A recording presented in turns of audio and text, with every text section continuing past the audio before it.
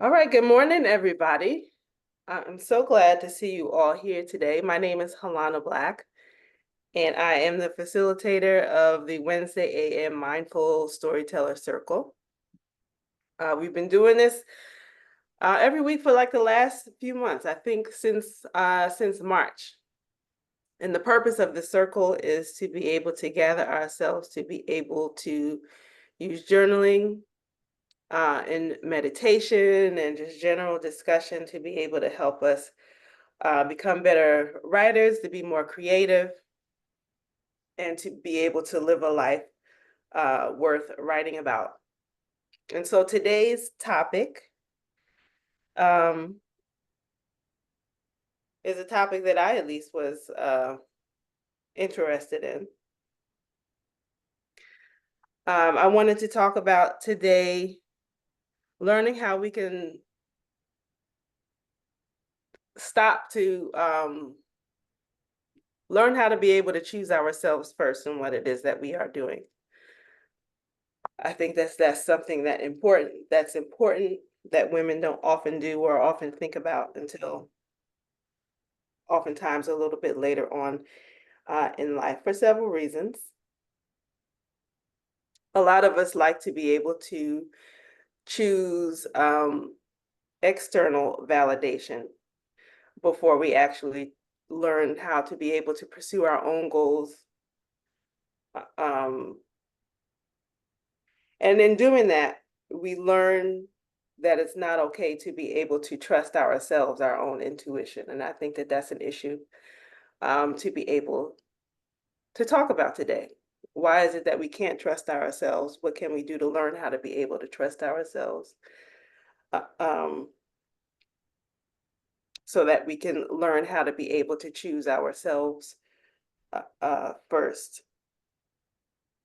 So one of the things that I wanted to talk about is the fact that women get told a lot that the world is a really dangerous place. The world is a dangerous place, so we can't really trust ourselves. Um, and because of that, I wanted to read something.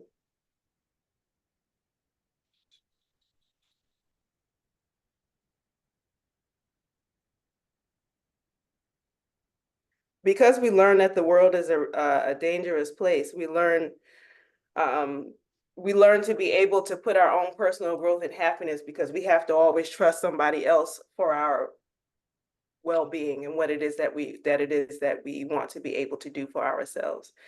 If somebody else doesn't agree with it, if somebody else doesn't back us up on it, then we think that there's often a problem with it. And then we're not able to move forward with what it is that we want to be able to do.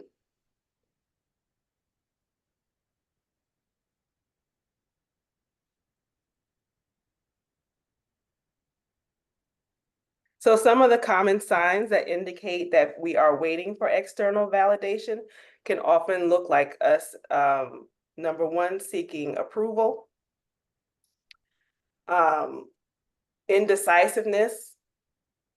And the indecisiveness is not even like the indecisiveness is just a one-time thing. The indecisiveness is often, something that goes on for years. Indecisiveness about where you want to live, what type of people you want to be around, where you want your career to be. And so you just wind up settling for a lot of things that you don't really want in your life. It often looks like low self-esteem. Low self-esteem. We don't have the confidence to be able to pursue our goals because we haven't done the things that we've wanted to do to be able to build confidence. Like confidence, what I've learned over the last few years is that confidence building is something active that you have to do all the time. It's not necessarily something that you have to, it's not necessarily something that you're born with. You have to be presented with opportunities to be able to build your confidence and your self-esteem. And if you're always, offering your opinion to someone else, um, then you lose out on those opportunities to be able to build your sense of self-esteem. And so as adult women, we have to find ways for us to be able to do that on our own. And so we need to be able to figure out what that looks like. It also looks like prioritizing other people's needs first. Because we don't trust ourselves, we rather put trust on everybody else. And then you get to a point in life where you just sort of feel like, well, I've put so much trust in everybody else and I still don't have the things that I want. Then, you know, what's wrong? What's wrong with me? And so that's something important that I wanted to be able to talk about. I wanted to do a short meditation today on the focus on learning how to be able to validate ourselves. It's not just learning how to stop waiting to be chosen by other people, but also to learn how you want to, just to put it on the positive spin, you got to learn how to be able to validate yourself. So what I normally do is I just shut off the video for 5 minutes while we do meditation so that we can focus on our inner selves rather than what it is that we are looking at on the screen.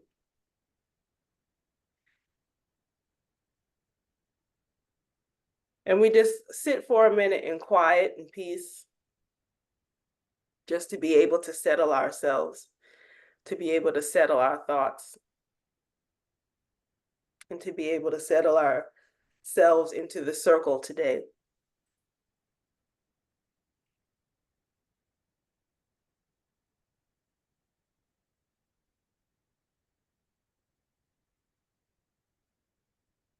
And we're just going to take a few deep cleansing breaths.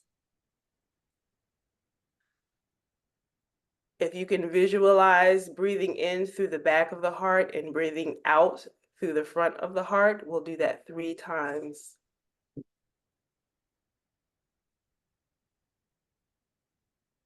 When you breathe in, you should feel your belly go outwards. When you take a deep breath in, and then when you take a breath out, you breathe out through your mouth, and your belly should go back down.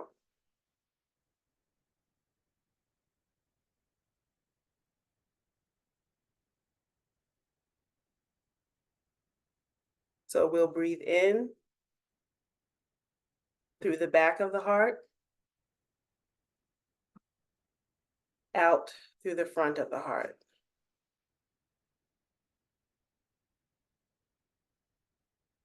We'll do that 2 more times. In through the back of the heart. Belly should expand. And out through the front of the heart. 1 more time, we breathe in through the back of the heart.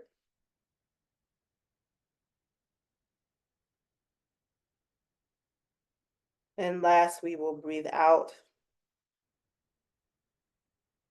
through the front of the heart.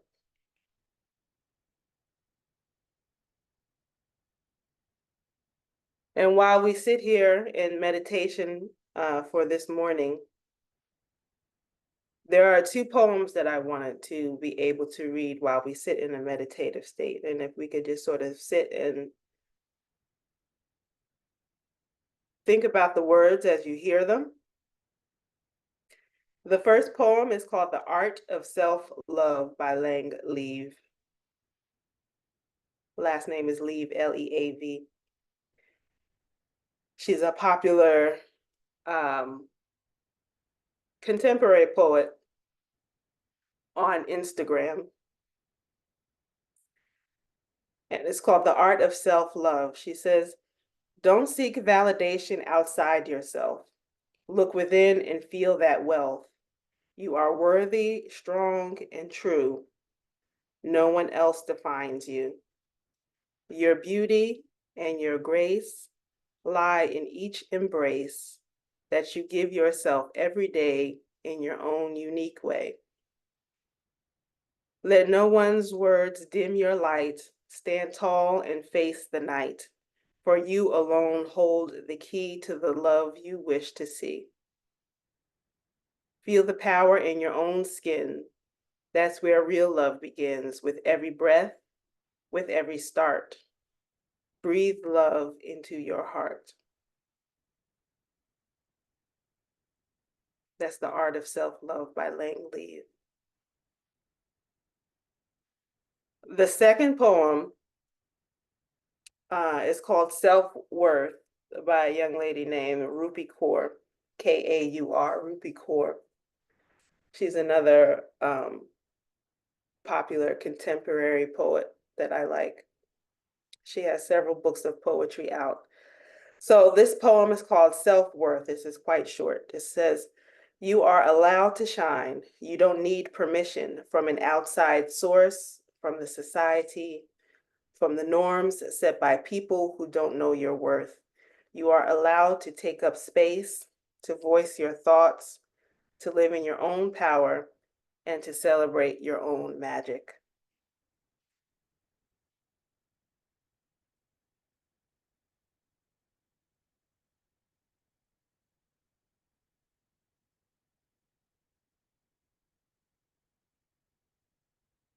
And as we end the meditation, I hope that those words spoke something to you this morning. And when you are ready, you can turn on your video.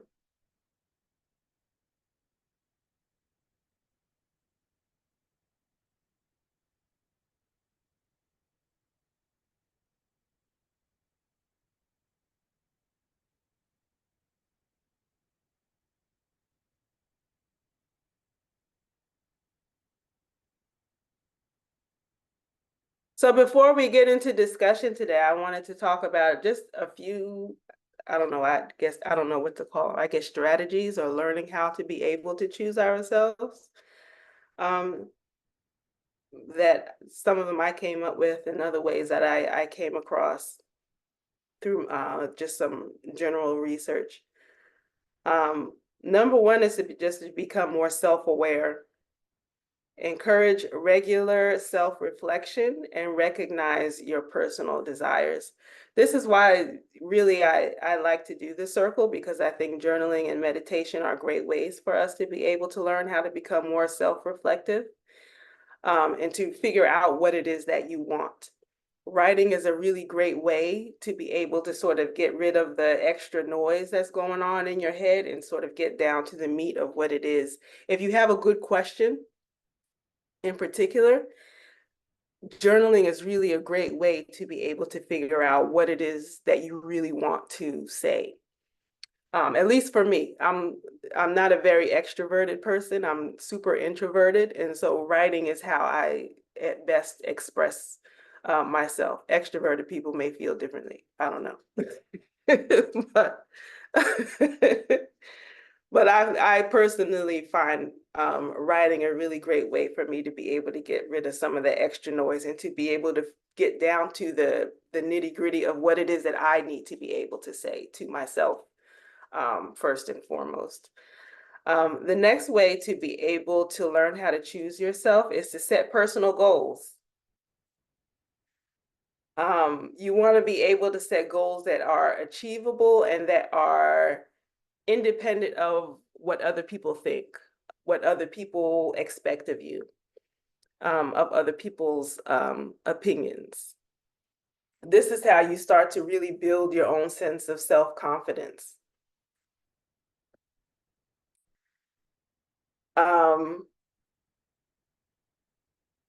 Next thing you want to do is just to be able to just take small action on some of the things that you've written down that you want to be able to do. If you want to be able to go back to school to learn a thing, or even if you just want to learn a thing on your own, I was sort of taking inventory on some of the stuff that I am really just self-taught on. Things like cooking, um, learning how to run, painting, There's just a lot of things that I've done in probably the last 10 years of my life that I have sort of picked up.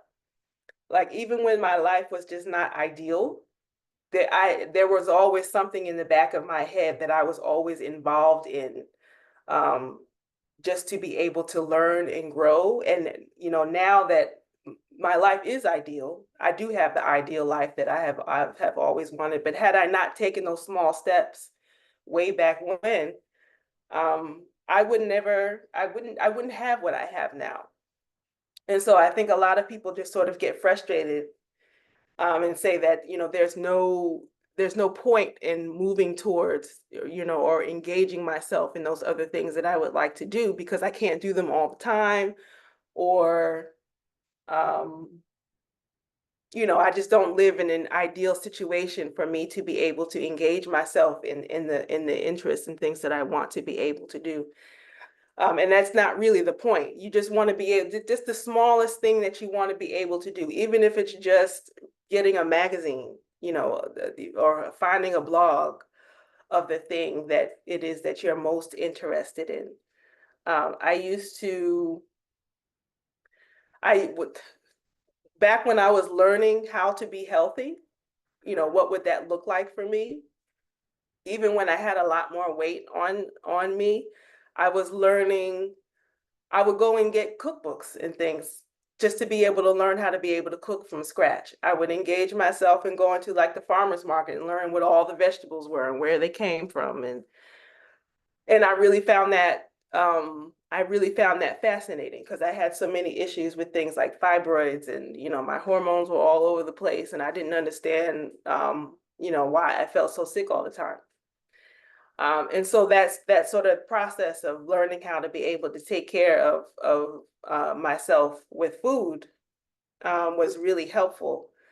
And just being able to decide what it is that I wanted for myself. And now I don't have any of those problems anymore, which is really a miracle. I'm super grateful and thankful that I've had enough sense to be able to do that, because really nobody taught me how to do those things. These are just things that I sort of did on my own. The next thing is you want to be able to create support networks. You want to be able to have groups, find groups of people. Your group could be one or two other people. This is a reflection of a group of that I created, for myself, because I didn't really find the type of group that I wanted. And so you all are part of my support network, and I appreciate you all for coming and showing up and participating every week. People who are interested in journaling and meditation. This is not something that everybody wants to do all the time. So I appreciate you all for coming.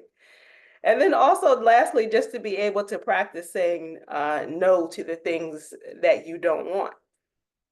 I spent so many years saying kind of yes, and I'll just deal with it, and but never really saying no to things that were presented to me that didn't really fit with what it is that I wanted to do.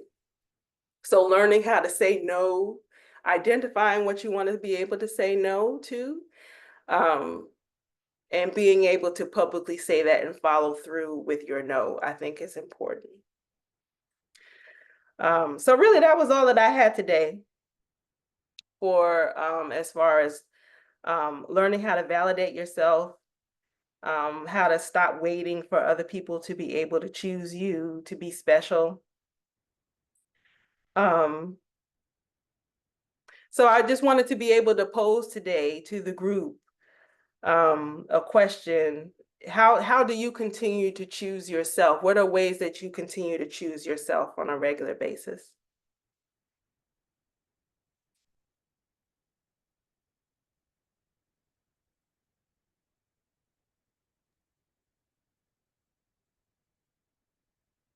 Well, I'll kick things off because in a minute, I might have to put myself on mute. I'm on the run in a minute. Okay. I choose myself by doing things like this. Mhm. Keeping myself surrounded by people who reflect my personal interests uh, regarding self-care, regarding caring for others. And, you know, I just wanted to double back on what you said about the word no. The book that changed my life, one of them, was a book entitled The Art of Saying No. Mhm. You know, I realized by reading that book that I wasn't obligated to say yes to everything, you Mhm. know. I wasn't obligated to be agreeable to Mhm. everything. Right. Um, it's okay to not be liked by everyone because I choose to say no, which in essence was saying yes to myself. Right. So yeah, by keeping myself involved in the world without being necessarily a part of it, because although it may not look like it, I'm pretty much an introvert myself. Mhm. That's why it's important for me to choose, you know, pick and choose my company because Mhm. I don't fit in most places. Mhm. Mhm. So, for instance, I just developed a relationship with the Helen Keller, um, uh, I want to say School for the Blind, but it's not a school. It's it's working with the blind, you know, offering my services to the blind. And it's going to be volunteer to start, but I don't care. It's something that I've been wanting to do for years. And I Yeah. would go into this building and ask, how can I volunteer? How can I volunteer? And it was always gobbledygook. They never could tell me, give me a clear path as to how I could work with the blind. So I learned how to help the blind cross the street, and I learned how to help the blind shop through a blind friend of mine. Oh. And one of the things that I want to include in my self-care practice and in helping others is working with people who are challenged, who are visually impaired and who are hearing impaired, you know, work with populations that are sometimes overlooked. Mhm. So that's, I mean, that's how I say yes to myself and I choose myself by thinking of what I want to do and then just finding a way to do it. Mhm. And I appreciate, I love watching you on Facebook and all your travels with your family, but also the things that you do in the community. You don't sit down. You really don't. You don't sit down. You don't have time to sit down. Yeah, yeah, but when I crash, I crash. So I can get up and do it another day. But yeah, I like to go a lot because I was an extremely sheltered child. I Mhm. wasn't allowed to go out and play. The only place I could go was the library, church, and school. Mhm. So I said to myself, when I break out of this jail right here, I'm off and running. And it's been that way really ever since. Mhm. Mhm. And you live in a great city to be able to do that. There's always something new to be able to visit and see what's going on. How about anybody else? How do you continue to choose yourself? Well, everything that you said applies to me. I've done it. I've been on the positive and the not so positive side of choosing, Mhm. and still working through it. Still working through it. I know I have a tendency to second guess myself, Yeah. and things that I might want to do, and then I end up talking myself out of it for some reason that is really like a lot of times ridiculous. but I give myself credit. I'm choosing myself now because I'm giving myself credit for um, all the ways that I have chosen myself, and I'm doing it even more so, even in small ways these Hmm. days. You know, so this is a great topic for me for Yeah. today. It's something that we have to, I feel like we have to learn how to do over and over again to learn how to be able to Yes. choose ourselves. But I think we learn to do it in stages. You know, when you first start learning, oh, like this is an active thing that I have to do. I have to actively choose myself instead of, Yeah. waiting to be encouraged. When you're working, Hmm. you want like I used to there I think I staggered in my own career in the early years of my career in my 20s and 30s, because I was always waiting for somebody to see some sort of talent in me. I wanted somebody to be able to take me under their wings and to be able to say, oh, Halana has something to offer here. Yeah. And I didn't really learn until a lot later in life that the people who actually do well in their chosen careers are people who decide, oh, this is what I want to be able to do. And they just sort of pinpoint mentors. I didn't know that. Yeah. Nobody ever Instead of told me. waiting, instead of waiting to go under someone else's wing, we have to just, you know, expand our own wings, Hmm. and use them. Yeah. Yeah. Even down to getting dressed sometimes, some days. I came out of a very long period of time practicing Islamic culture Hmm. and being covered, covered. I mean, back in the 70s, I was one of these women.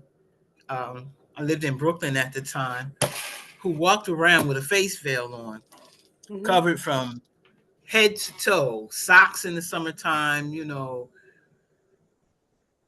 very oppressive, very oppressive. And obviously, I came out of that, but it took years and layers, one layer at a time coming out of that.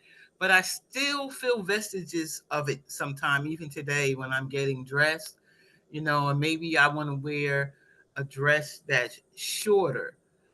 And Hmm. I have to catch myself like, ma'am, nobody cares about your calves, like everybody has them.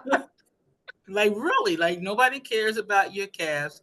These people don't know you, and they don't care about your arms, your sleep. That nobody cares. You know what I mean? So, and I had to learn that, but after years and years of conditioned, you know, thinking, Hmm. that this is such a like your body is such a horrible thing to be seen. Like, yeah, so it can get pretty deep. It can Yeah. get pretty. Yeah. So I'm still, even at this age, still liberating myself from a whole bunch of stuff. Hmm. Hmm. That's why I love to see you all younger women just being so free. I absolutely love it and I encourage it. But I do recognize how I taught my daughters to not be that way, and they're not having it. I mean, they're not out here hoochie or anything, but they're just like, you know but it's a leg. Everybody got one. So like, what's the big deal, And you can still be righteous in your mind and in your character and Hmm. you know, not have to have all that stuff on. So yes, I'm still learning to choose. And I'm very grateful to have the opportunity to do so. Hmm. Thank you for sharing that. That's a big deal for It is. a lot of women, whether you choose to cover or not cover. You know, Right. Yeah, that exactly. that's always a personal decision and your reasons why. But I Mm, also like to watch women that are younger than me. Like I watch women in their 20s who, they just seem to just have it all together. And I was like, I was never this sophisticated yeah. as a 25-year-old. I was such a mess. I was an emotional wreck, just all over the place. Didn't know nothing, didn't know where I was going. Wasn't happy nowhere. I got married and all sorts of, I was like, and for what? I don't even know why I did. I really don't. I have no reason for why I even got married, which is just, that's Same not with what me. you do. You don't get married for no reason. Yeah, I know. Same with me. I was a senior in college. Um, I got married, graduated, and had my first child in the same year. And then Wow. about 6 years later, well, about 10 years in, I was like, this is not what I had envisioned. I thought I was going to be living in another country and all this stuff. I was somewhere with 4 kids and 6 layers of clothes on. But, you know, it is what it is. So I just wanted to share that. Thank you. Quite welcome. Anyone else want to share how it is that you choose yourself today? I wanted to say I do n- I'm I don't I'm not an introvert, but I have learned to value introverted activities. Um, like for example, spending time with myself and like shutting off other people's opinions, like closing myself off from I want to say accidental opinions, right?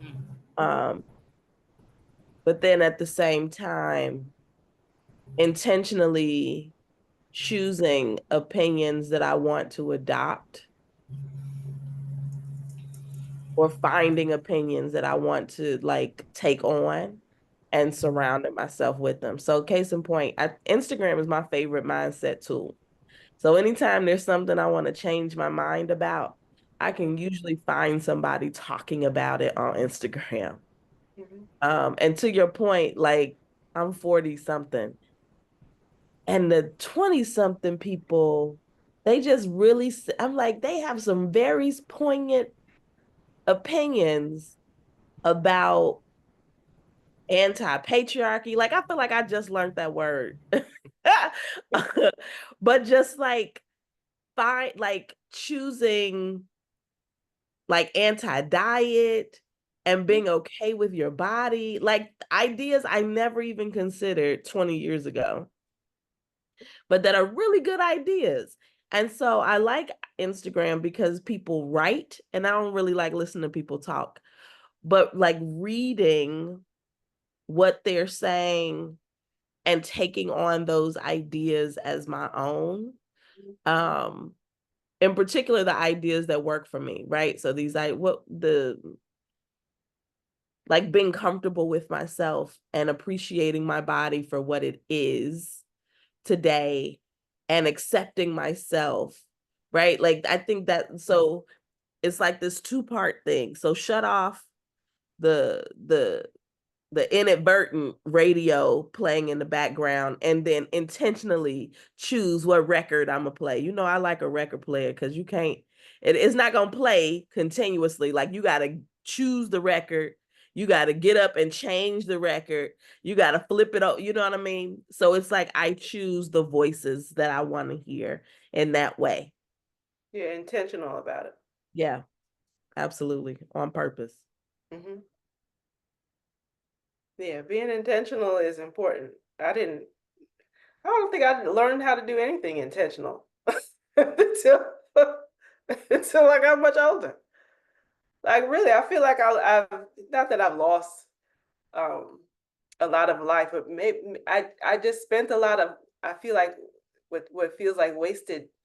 I don't even want to call it wasted because nothing is ever really wasted. But I just spent a lot of time flailing about in my life when I could have been doing other things. So, you know, you do better when you know better, when you have better models. And I'm glad that I've gotten to a point in space where I'm a lot more intentional about what it is that I'd like to do now. So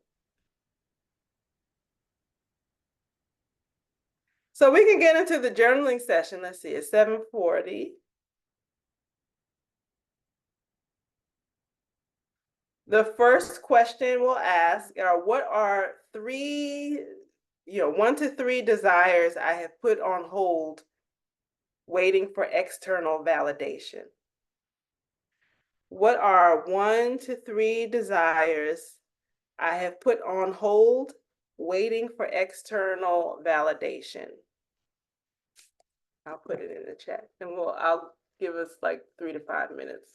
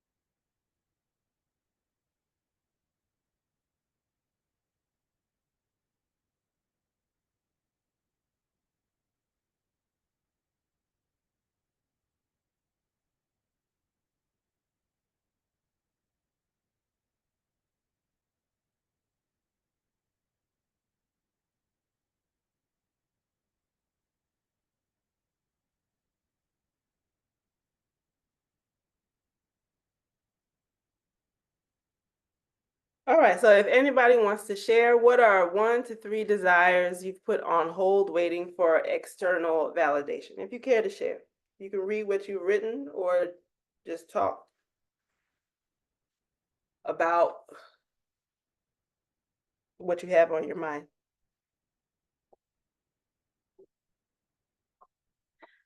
I can go first. One of the desires that I put on hold waiting for external validation is to be successful in my business. I realize I've only allowed myself to be so successful because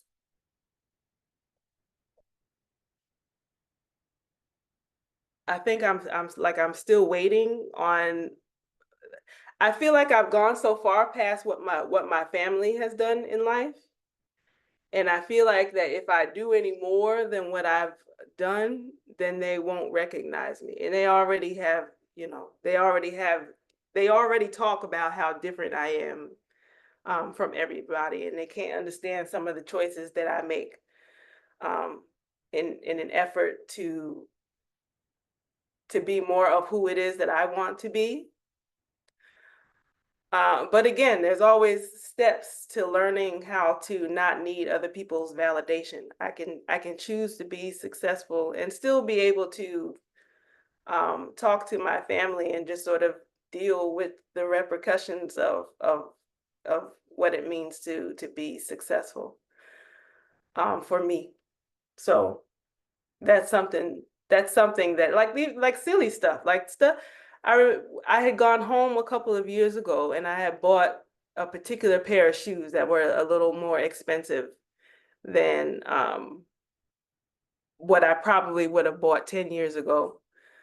But I bought the shoes because my values on how it is that I treat myself have changed. And so because I know that I live in places where I have to walk all the time, I value the health and the comfort of my feet.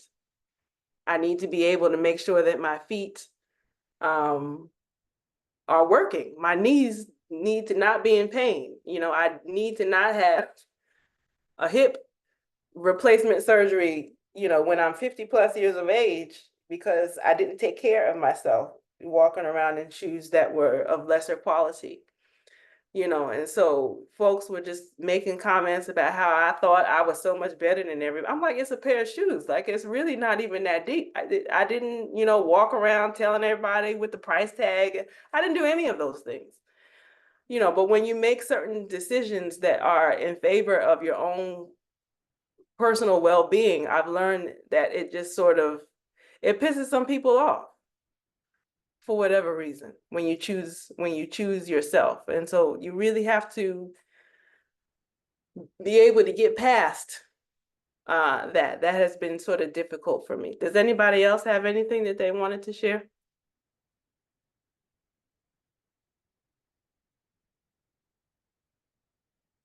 If not, we can go on to the next question. Number 2.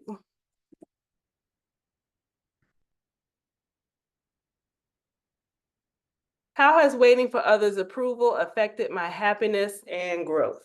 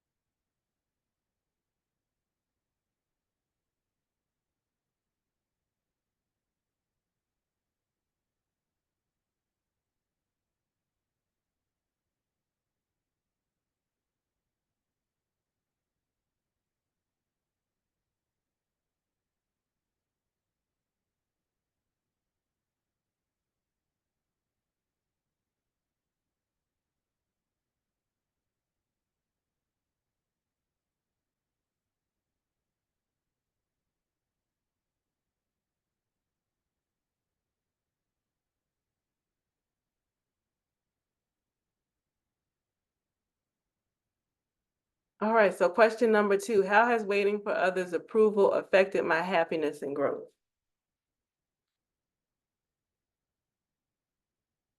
I think for myself, how has waiting for others' approval affected my happiness and growth? It slows down your life.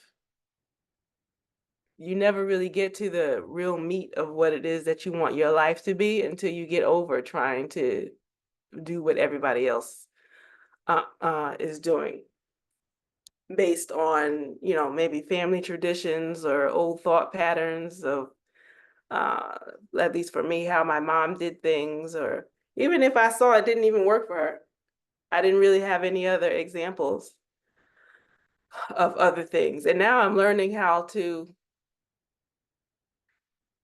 I'm learning that having other examples isn't really important. If we learn how to be able to trust ourselves from an earlier age, we won't need the examples because we'll just be a lot more comfortable with getting up to do whatever it is that we want to be able to do.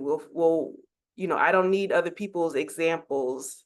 We often use that as, I guess, as a community, as a Black community, when we say things that like representation matters, and it certainly does. I don't want to, you know, make it seem like that statement isn't true, but that statement is only true because we're raised to have such poor self-esteem that we never really get to the root of who we are. We're just sort of copying what it is that our grandparents or our parents wanted us to be able to do. Miss Carolyn says, trust, create, conjure, manifest, and enjoy.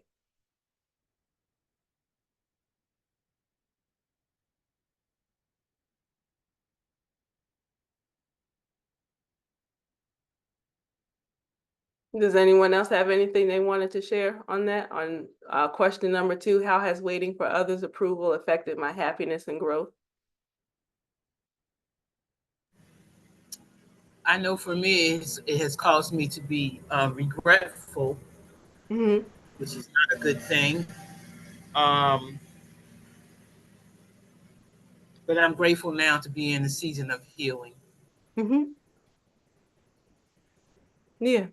To be Mhm. regretful. We spend a lot of time on being regretful about past choices that we've made, feeling sorrowful about um, not only the situations that we put ourselves in, but some of the people that we may have put into the situation because of our own thinking process.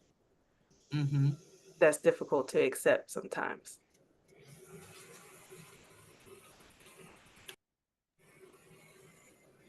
All right. Question number 3, I will put in the chat.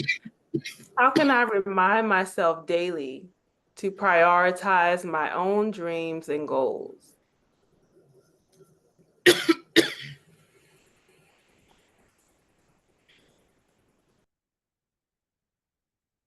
How can I remind myself daily to prioritize my own dreams and goals?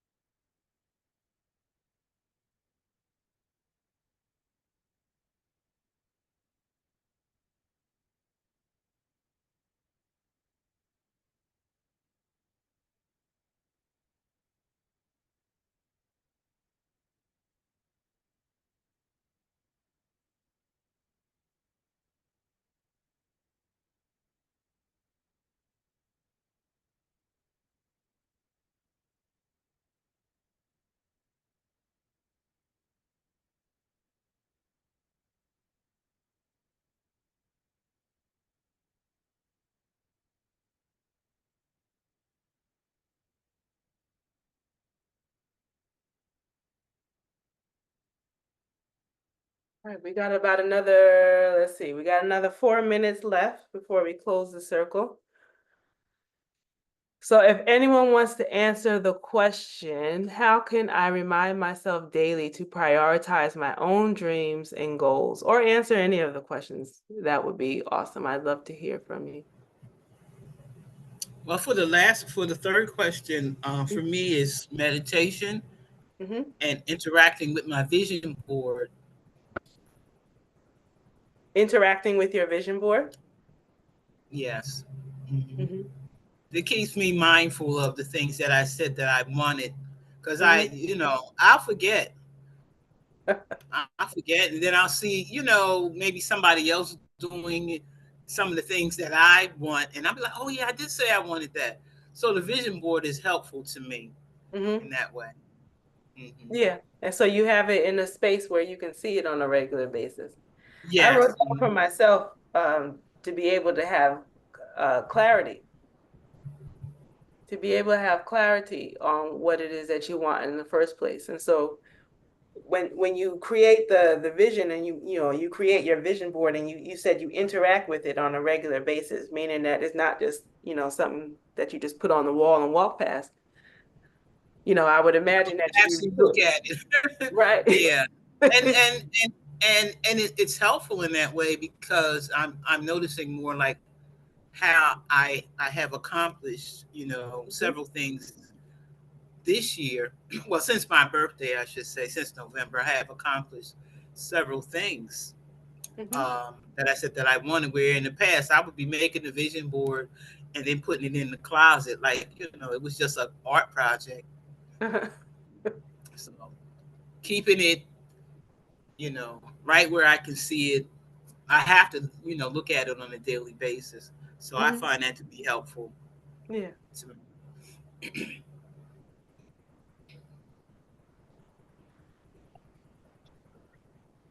I'll share.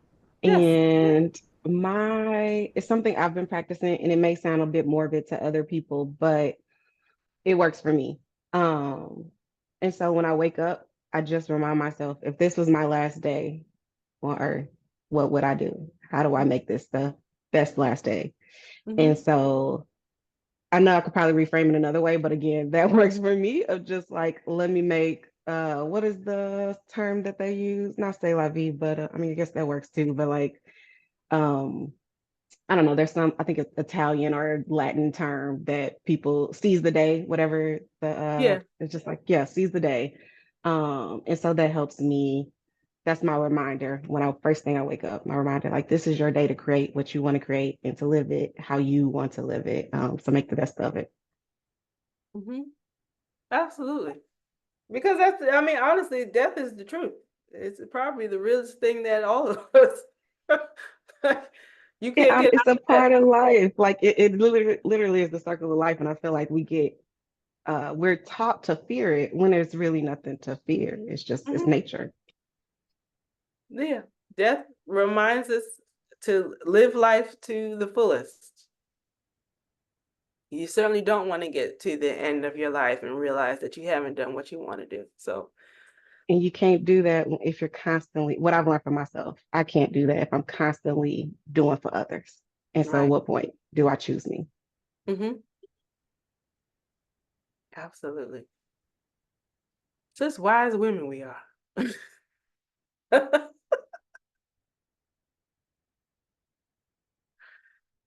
Absolutely.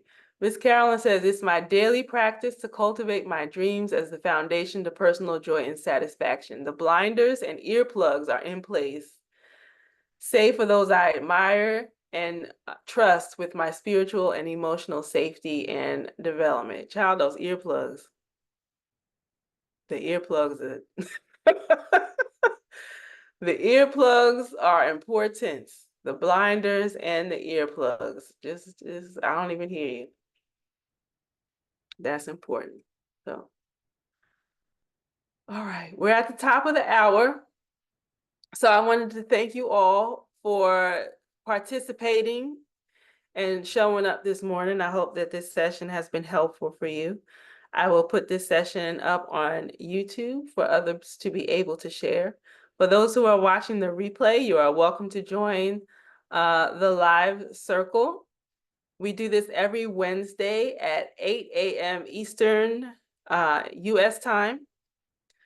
And we are here for an hour. There's no cost to join. You just need to be able to join. Click the link in the description box and put in your email address so that you'll get updates on when the circle is happening. So thank you all for coming. I appreciate your participation, and I'll see you next week. Thank you.